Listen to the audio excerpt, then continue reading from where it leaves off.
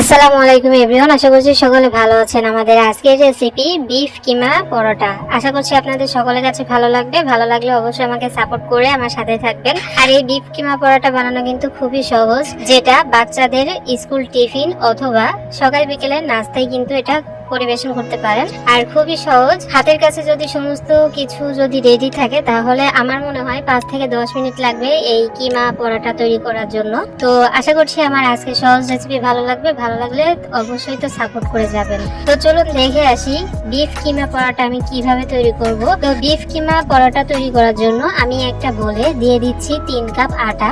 Measurement cup দিয়ে মেপে নিচ্ছি। আপনারা চাইলে ময়দাটাকেও কিন্তু ব্যবহার করতে পারবেন। তো আমার যখন 3 কাপ আটা নেওয়া হয়ে গেছে তখন এখানে দিয়ে দিব 1 চামচের একটু কম লবণ, অর্থাৎ স্বাদ মতো লবণ দিয়ে এখানে খুব সুন্দর করে নিয়ে নিতে হবে, যাতে লবণটা এক জায়গায় দলা পেকে না থাকে তার জন্য।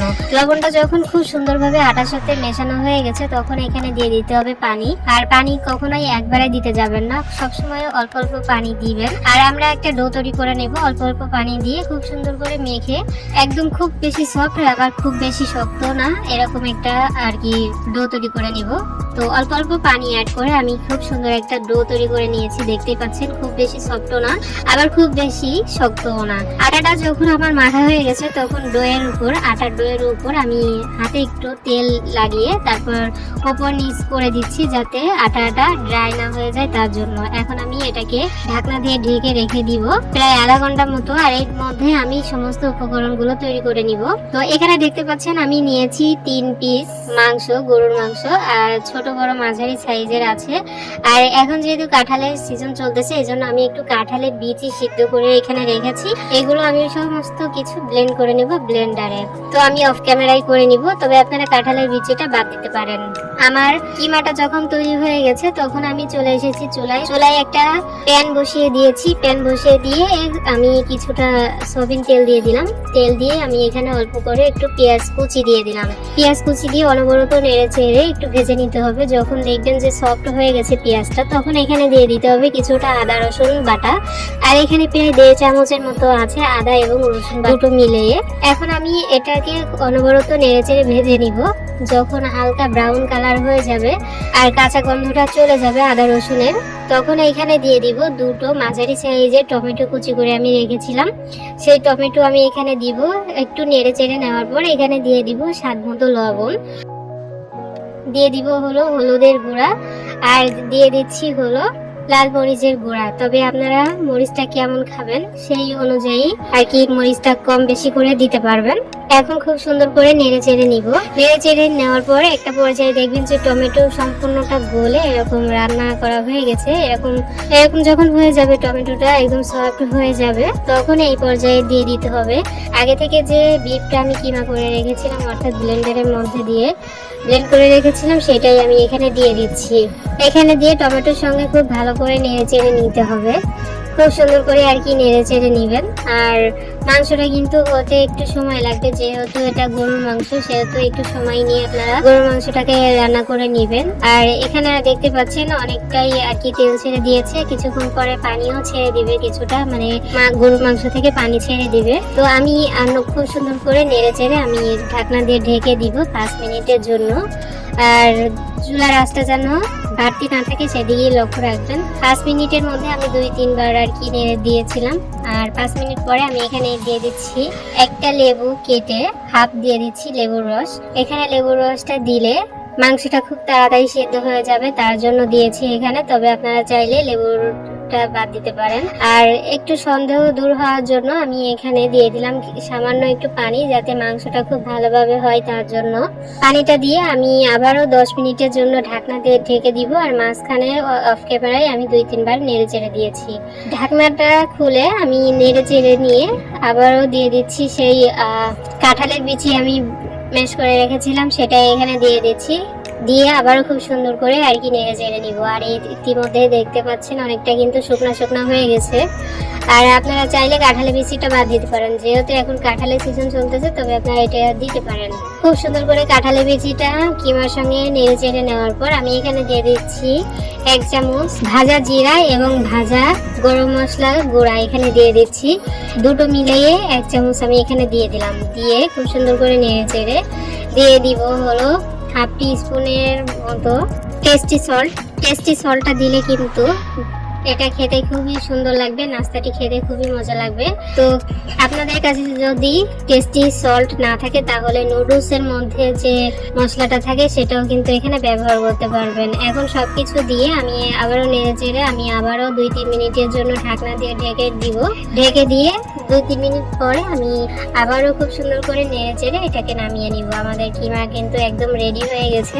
এখন এটাকে খুব সুন্দর করে ঠান্ডা করে নিতে হবে। আর দেখতে পাচ্ছেন ঠান্ডা হয়ে গেছে। এরকম হাত দিলে হাত রাখা যাবে, এরকম কিন্তু গরম থাকতে হবে। তো এই পর্যায়ে আমি দিয়ে দিচ্ছি হলো কিছু পেঁয়াজ কুচি আর হলো কিছু কাঁচা মরিচ কুচি। এখানে আমি কাঁচাটাই ব্যবহার করতেছি, আর এটা কিন্তু কাঁচা থাকবে না। আমরা যখন পরাটা করব তখন ভিতরে এটা সিদ্ধ হয়ে যাবে। তবে আপনারা চাইলে কিমা যখন রান্না করবেন তখন মাছ বরাবর, মানে কিমা রান্নার মাছ বরাবর আর কি দিয়ে দিতে পারেন, তাতে কিন্তু কোনো সমস্যা হবে না। এটা হলো আপনাদের পছন্দ অনুযায়ী আমি এই পর্যায়ে দিলাম, কারণ এরকম দিলে আমার কাছে খুবই ভালো লাগে, তার জন্য। খুব সুন্দর করে সবকিছুর সঙ্গে মেশানো হয়ে গেছে। আর পেঁয়াজ যেহেতু লম্বা লম্বা করে কুচি করে রেখেছি, এই জন্য হাত দিয়ে একটু ছাড়িয়ে নিতে হবে। কিমার সঙ্গে যখন মরিচ আর পেঁয়াজটা যখন ভালো করে দেওয়া মেশানো হয়ে গেছে তখন আমি আটার ডোয়ের এখানে চলে এসেছি। আর আটার ডোটা আবারও খুব সুন্দর করে মথে নিতে হবে।